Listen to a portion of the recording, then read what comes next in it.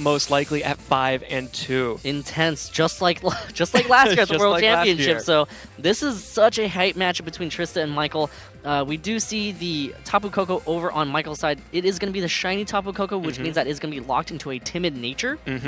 So, well, that kind of gives away, but it also depends on how you train it. So a lot of players are actually using the shiny Tapu Koko to bluff what kind of Tapu Koko it is. To bluff that it's not as offensive, or bluff that it is offensive and then run a more support set? Yeah. Throw on a possible Assault Vest to provide some setup, like a Sky Drop, and then Swords Dance with the Garchomp. So that actually looks like a position that really Michael can set up for if it is the right Tapu Koko. Yeah, we'll have to see as the Tapu Koko on Michael's side gets a chance. But it looks like Trista's Tapu Koko is actually just going to go for a Reflect, making her team stronger against physical moves. Michael will just go for the Volt Switch to deal a little bit of damage to Snorlax, but Trista showing Reflect on her Tapu Koko. That is an option that we do not see often at all, but makes a lot of sense if you're just trying to protect that Snorlax. Ooh, Michael going with Salamence. Good Intimidate will be able to take a little bit of attack off of Snorlax, and Garchomp will be able to get this Earthquake off through a Reflect onto Tapu Koko and Snorlax. And so Tapu Koko still takes a lot of damage, but does not get knocked out, and Snorlax takes barely any. High horsepower, though, into what used to be Tapu Koko. Now Salamence whiffs. Yeah, good switch right there, and also a good Reflect from Trista right there, because otherwise that Tapu Koko would have been knocked out. Interesting tech move from Trista, kind of providing a little bit of support for that Snorlax. Snorlax does have access to Curse, but maybe in this case, since Snorlax is being protected by the Reflect, maybe Curse isn't really an option. Maybe it is going to be the Belly Drum variant. Yeah, I mean, if you have a Reflect up, getting the Belly Drum doesn't seem quite so risky anymore. Yeah, and this is definitely a position where Vanillix wants to be out on the field.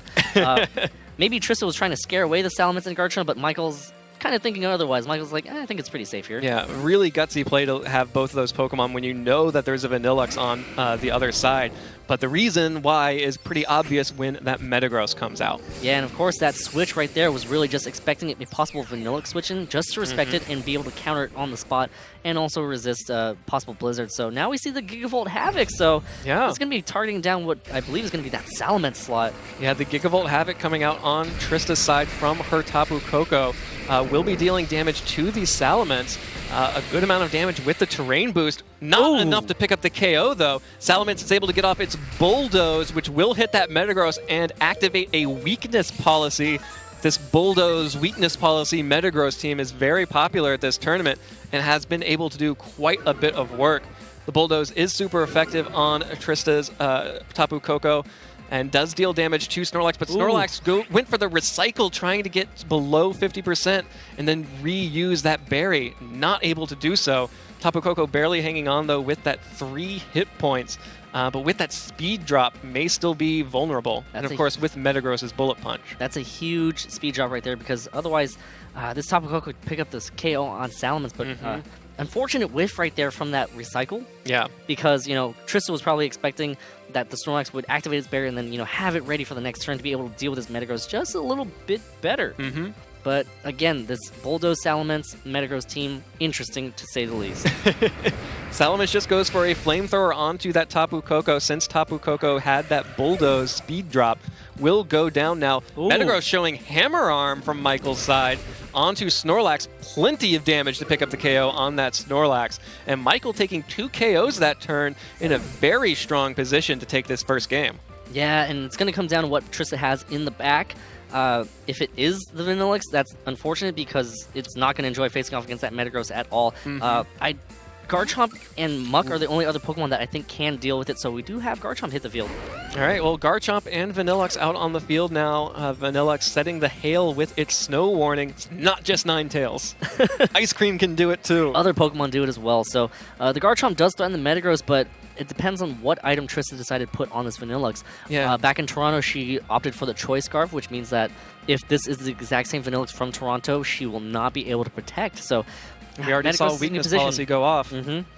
Here's that Bullet Punch from the Weakness Policy boosted Metagross into Vanillux. Is it going to be enough? It's not enough. The Reflect! Vanillux with the Reflect staying up on the field. Blizzard onto Salamence and onto Metagross. Picks up the KO onto Salamence easily and deals a little bit of damage onto Metagross. Tapu Koko gained once. Oh, and this Earthquake coming out from Garchomp will hit the Metagross and also the Vanilluxe. And it is going to pick up the KO on her own Vanilluxe. And Metagross just barely hanging on as well. Yeah, and, you know, I was thinking maybe if she still had access to a Tectonic Rage, that would be a good time to use it, but unfortunately the Gigavolt Havoc was already used earlier, so that is so unfortunate for Trista. She does have the pieces in order to pick up the KO, and that's good information for both players to know, that Reflect actually prevents a Weakness Policy Metagross from picking up the KO with a Bullet Punch. Yeah, and of course, Metagross just barely hanging on there after the hail damage. We'll have one more turn to try and get some damage in on this Garchomp, unless Trista just decides to protect her Garchomp right now, pick up the KO with that hail, and then try to move on. It's not over just yet. If this Tapu Koko can pick up the KO with the Dazzling Gleam, that would be enough, but now Metagross just goes for a Bullet Punch here. Yeah, Bullet Punch onto Garchomp, no Protect coming out. The Rough Skin actually going to pick up the KO. That's going to make it a full power Earthquake. Full power Earthquake coming into this Tapu Koko. But also, Michael will be able... Oh, only has Nature's Madness. No Dazzling Gleam to use here. So basically acting like a Super Fang and reducing Garchomp's HP by half. Earthquake at full power will connect with Tapu Koko. And now Michael's final Pokemon is going to have to be able to beat this Garchomp. It is another Garchomp. Oh, yeah. Oh, it must be that time of year. Garchomp time. So, yeah, if it is Reflect ends. The opposing Garchomp, then, well... Michael still has access to his Z move, can easily just go for a Tectonic Rage to ensure a KO. Or, you know, if you think that your Garchomp can just pick up the KO with Earthquake, and you don't want to reveal that you have the Tectonic Rage and maybe it's on something else, then you go for that. But close. The issue there was Trista needed to preserve her Vanilluxe. You gotta save the ice cream for last. You gotta save it for... It's like the dessert, right? You don't want to... Not right off the bat. Trista outspeeds, at least for this turn. Deals the Earthquake back to Garchomp. Would be a 2-hit KO, but Michael just going to go for the easy, clean win with the Tectonic Rage, pick up the KO onto Trista's Garchomp, and force a Game 2. Yep, and going back to the drawing board, Trista's going to have to preserve that Vanilluxe. Yeah, Michael played pretty risky bringing both of his Dragon-type Pokemon, knowing that Trista did have that Vanilluxe, but was able to get his Metagross in a position to really make sure that Vanilluxe wasn't as threatening as it could be. Yeah, and it's going to come down to some mind games right now, too, about how to react towards this team, because you wouldn't expect Michael to bring Salamence and Garchomp versus a team with Vanilluxe on it. No. Right? Especially now that we know that it is Choice Scarf. So, anyways, if Trista decides Michael's going to bring the exact same Pokemon, she could easily just bring Vanilluxe. But at the same time, maybe Michael's like, well, I've showed my hand. Now it's time for me to change it up. Even though I won, it's still time for me to change it up. You know, just bring Metagross, bring Gigalith to counteract the weather. And also, Gigalith and Sand would enjoy facing off against Vanilluxe as well. Yeah. I mean, it's one of those questions, like, Michael already won when she brought Vanilluxe. Vanilluxe wasn't able to get in on the ideal turn, but Vanilluxe was still brought, and he still brought both of his Dragon-type Pokemon and was still able to get that win in the end. It was a little bit closer than I think it might have expected from some of those first couple of turns, but still being able to pull off the win, you have to wonder if your game plan needs to change that much in the first place. I think one thing to note for Trista is going to be the fact that Gigavolt Havoc in the electric terrain did not pick up the KO on Salamence. If it's ever in that position, again, you're better off saving that Z move for just a little bit later. You know, have Vanilluxe take care of the Salamence, have Vanilluxe try to take care of that Garchomp, and instead, you know, save your Tectonic Rage for a chance. If your Garchomp even has Tectonic Rage, save it for a chance in order to use it against that very powerful Metagross. Yeah, and so you don't have to knock out your own Pokemon, even with a Reflect up. Yeah. Garchomp still deals damage. Also, Trista was never able to set up Snorlax, kind of just high horsepowered into the Salamence switch. Yeah. Unfortunately, didn't do much damage at all, got a frustration off, and that's really it. Yeah. So in this game that Trista's moving on to, in Game 2, you know, definitely find some more opportunities to try to have that Snorlax be able to set up. You know, she had the pieces with the Reflect. You know, that could have been a great turn for Snorlax to go for Belly Drum, Curse, whatever setup move that it actually has. You know, maybe it is Reflect with Curse to boost its defenses by, like, a lot. You never know. Yeah. All right, well, we are getting into Game 2 now. Trista needs this win in order to keep her hopes alive of finishing 7-2. If Michael wins this match, he will advance at 6-2 and then need to win one more to guarantee his spot in day 2 of Swiss. And it looks like we are going to have the Vanillux lead this time from Trista, and does catch the Salamence on Michael's lead. Yeah, and Michael right now needs to move on to day 2 if he wants the chance at the World Championships.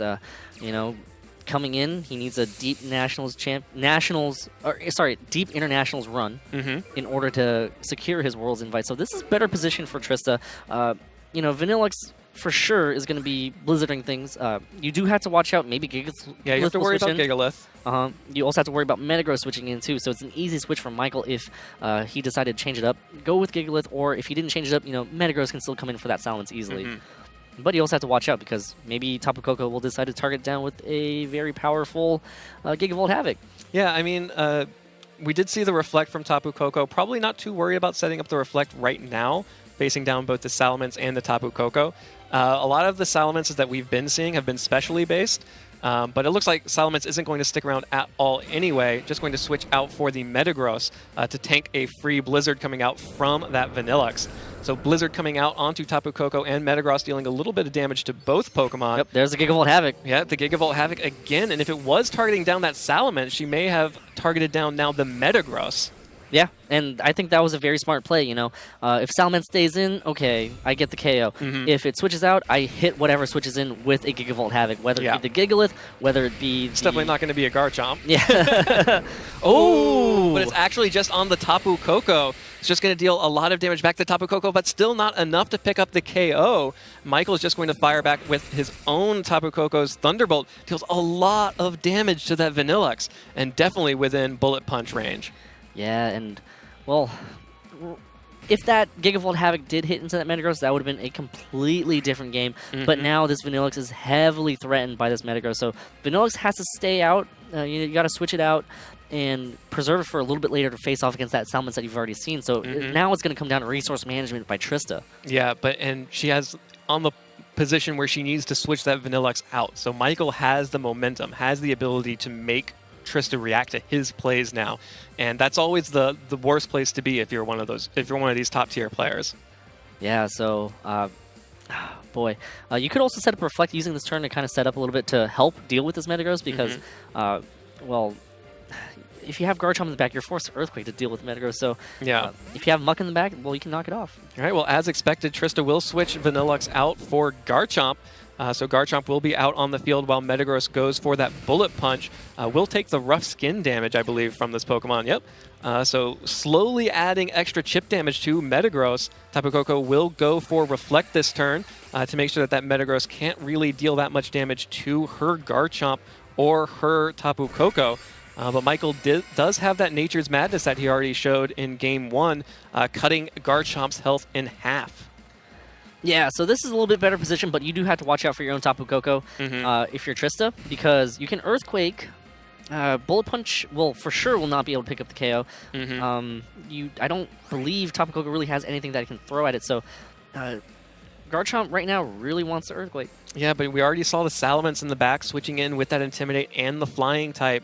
You have to imagine that that's the easy play here, which, of course, none of these plays are easy, but that's sort of the obvious one that leaps out, which a player like Michael's probably thinking, I can't do that. That's the easy play. That's the obvious play. I need to figure something else out. Gotta deal with the Metagross if you want that Vanillux to be able to easily come back in.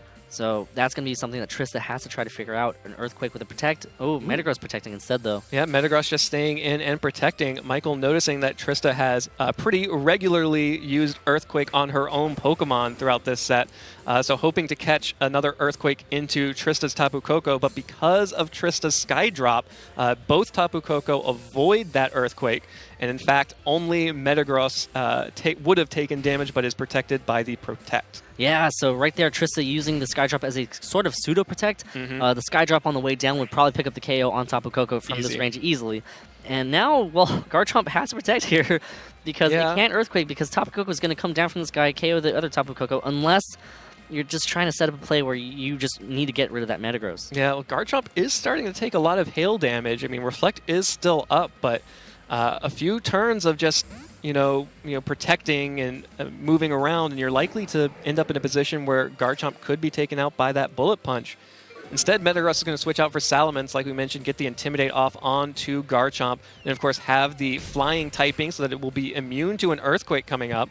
Skydrop does pick up that KO on Michael's Tapu Koko. Garchomp going for the Fire Fang this time, showing Fire Fang. Didn't show that first time in the first game. Not very effective onto Salamence with the Intimidate plus the type resistance.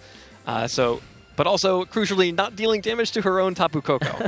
Tapu Koko stays around. Maybe if Tapu Koko can outlast the Reflect, maybe he can go for another one later on. Salamence has, I believe, only revealed the Bulldoze, so you do have to respect that as well. Metagross right now, it seems like it's in decent position to come back out, but instead Garchomp comes out. Yeah, they're both of the dragons, so we know that Michael does have both of his Dragon-type Pokemon and Metagross in the back. So Trista conserving Vanilluxe is very smart right here. That will be her win condition. What a duo out on the field for Michael. It's the legendary dream duo of Salamence and Garchomp. Double dragons. Double dragons all the way. Weak, 8 times weak to ice with the Vanilluxe in the back. Yeah. You do have to time it carefully. You want to make sure that the Vanilluxe comes in. We just looked at the turns. Vanilluxe does come in on a turn when Hail ends, so that's going to be nice, unless it comes in right now. Yeah. So Trista will want to conserve her Vanilluxe to make sure that she can get the Hail back up. And of course, we do still have the final Pokemon on her team. So Trista's actually going to switch in. Snorlax is the final Pokemon. So basically the same Pokemon she brought game 1, but in a different order this time around. Trista protecting her Tapu Koko right now. Just trying to see what Michael's Double Dragons are going to do. Garchomp is going to protect. Here comes Bulldoze. Bulldoze coming out from that Salamence. So good switch right there from Trista. Snorlax is already not a speed Pokemon. Does not care. Does not care about getting its speed drop. In fact, it actually wants to get its speed drop. Well, why not? It's not going to be moving first unless it's in Trick Room anyway, so might as well lower the speed. There goes the terrain as well. So Snorlax now in a good position here. At this point, Michael and Trista both know that the win is going to come down to whether or not Vanilluxe is going to be able to get back in here and start firing off blizzards. Yeah. So and you had to time it just right, because if you... Well, you don't want to switch in because you can easily get your Vanilluxe KO'd. And Vanilluxe really is your answer to this duo of this Double Dragon duo. Yeah. So, I mean, Snorlax is no slouch itself, may still be able to, set up if it has, Belly Drum or Curse and be a threat on its own. And we did also see the high horsepower earlier. It whiffed a couple of times, but it is an option that threatens the Metagross that is now in the field. But Metagross switching in is too heavy to be lifted, and Michael just going for a Swords Dance on his Garchomp. Snorlax does go for the Belly Drum, so Trista will cut her Snorlax's health in half and max out its attack, activate her Berry, but a free switch in there for Metagross and a Swords Dance for Michael's Garchomp. Yeah, and Reflect wears off too, so there is a chance because Tapu Koko can easily just set back up that Reflect, and then Garchomp, if it goes for another Tectonic Rage on that Snorlax, it's going to be close. It should be able to survive because of the Reflect as long as Tapu Koko can get up a Reflect. Yeah. But it also has to survive another attack from Metagross as well, so it's going to be a tough call. It could have to take a... You could just Sky Drop the Garchomp as well, pick it up into the sky, and then KO the Metagross. You do have to be careful, though, because Salamence can easily just switch in, possibly trying to eat up a so many high options. horsepower. So a lot of options for both players. Don't you just hate it when that happens? But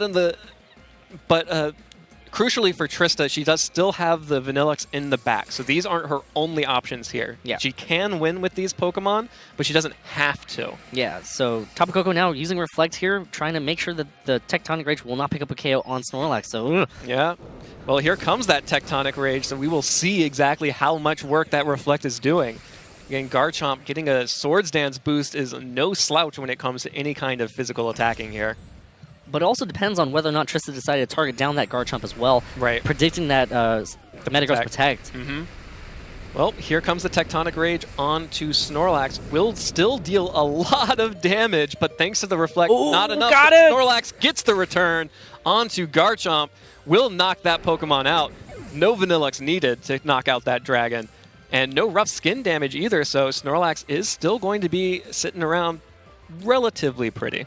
Yeah, and again, now it comes down to whether or not Metagross can pick up the KO on the Snorlax behind that Reflect. Yeah, and Metagross, having already just protected that last turn, leaves itself open to a potential attack from this Tapu Koko.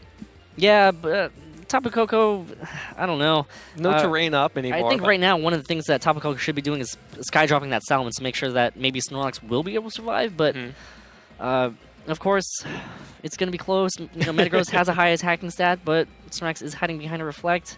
But Snorlax is at low health, so it's so close. Yeah, and I believe we already saw a Hammer Arm come out from that Metagross as well. Yeah, so it should. Yeah, you're right. It should be able to KO. So you still have Garchomp in the back to try to deal with that Vanilla. Yeah. Still have Ice Cream.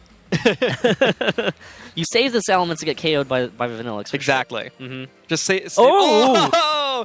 And there is the reason why Metagross is one of the most frustrating Pokemon to use. Well, it hit the Tapu Koko though. Oh, right. It went to the Tapu Koko. Yeah. Maybe didn't even try to knock out the Snorlax. Maybe expecting it to switch so that Snorlax gets back. It's Figgy Berry, heals back up, and this is good position for Trista. Wow, nice Sky Drop play there from Trista, using that again as another pseudo protect, baiting Michael's Metagross into going for the Zen Headbutt on it while Snorlax recovered up its health with that recycle. Salamence now is freed from the Sky Drop, will take negligible damage and launch a Bulldoze to activate Metagross's weakness policy and also deal a pretty decent amount of damage to that Metagross. We were getting in a position where this Tapu Koko could any of these Pokemon on Trista's team could potentially just knock out that Metagross and open the door for the Vanillix. Hammer Arm connects onto that Snorlax, gonna do a lot of damage with that weakness policy. Enough. Yep. That weakness policy is going to make it super easy to knock out that Snorlax. Hammer Arm dropping its speed does mean, though, that we're going to be relying on Bullet Punch from now on. Yes, it does, and it's a close battle. Oh boy, Vanillix is there to take care of the Salamence, but right now you have to be careful because you got to watch out for that. You got to watch out for that Metagross Protect. Garchomp naturally outspeeds the Salamence, so it is in better position. But if you don't play it right, you could still possibly end up with a misplay. Yep, and that's what it's going to come down to see if we get a Game 3 or not. Yeah, probably go for a Sky Drop here on that Salamence. Just take it up in the sky and also allow your Garchomp to Earthquake on the way down. You know, just KO yourself. Tapu Koko did take the Bulldoze, though. That's true. Maybe if you have access to protect. When in doubt, just click Protect. Yeah. And then try to figure it out for the next turn. Yep. And well, it looks like Metagross is the Pokemon that's going to be protecting this time around. Garchomp just going straight for an Earthquake will only hit Trista's own Tapu Koko. Not going to be able to deal damage to Metagross or Salamence because of that. And yeah, that Bulldoze was huge. Yeah, that Bulldoze. Because now Salamence opens up for an attack here. Oh. Another Bulldoze. Okay. Bulldoze onto Garchomp will drop its speed here, not deal a lot of damage, but allow that Salamence to move before the Garchomp. Yeah, and now Vanillix is forced to come in, and now Metagross actually gets the chance to Bullet Punch it. So, again, that Bulldoze from before, making sure that Tapu Koko cannot pick up that Salamence from a Sky Drop. Huge. Yeah, it's, Earthquake is a very good ability, but, you kind of have to remember that it hits your own Pokemon. Yeah, and that's unfortunate. The Reflect is still up, so but the weakness policy activated. That's the big part basically right there. Negates it. Yeah, not even that, but it will still do more damage than that Reflect will protect. So yeah. Oh boy, such a close game leading up to the finale here. Yeah, but it looks like Michael is in pretty good position to continue his Cinderella story and be one game away from making it to Day 2 of Swiss. Here comes the Bullet Punch from Metagross onto Vanillix. Will pick up the KO there. And since that Bulldoze hit Garchomp, should be enough to allow that Salamence to outspeed. Dragon Pulse will seal it up. Michael Lanzano will defeat Trista Medine and become 6-2 and be one game away from Day 2 Swiss. Unfortunate for Trista. I always enjoy seeing Vanillix do well at a tournament. She's already